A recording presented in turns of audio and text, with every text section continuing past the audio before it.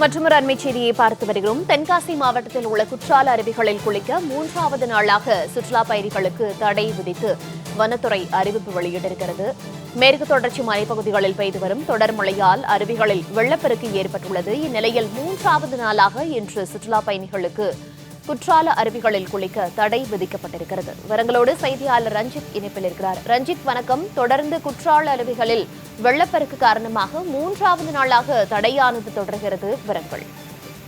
நிச்சயமாக மோனிகா. அதாவது தென்காசி மாவட்டம் மேற்கு தொடர்ச்சி மலை பகுதிகளில் கடந்த 2 நாட்களாக பெய்து வரும் தொடர் சாரல் மழையின் காரணமாக மேற்கு தொடர்ச்சி மலைப்பகுதிகளில் உள்ள குற்றால அருவிகளில் தற்போது வெள்ளப்பெருக்கு ஏற்பட்டுள்ளது. குறிப்பாக கடந்த திங்கட்கிழமை அன்று மாலை வேளையில் குற்றால அருவியில் திடீரென தண்ணீர் வரத்து அதிகரித்த நிலையில் சுற்றுலா பயணிகள் குளிக்க தடை விதிக்கப்பட்டிருந்தது.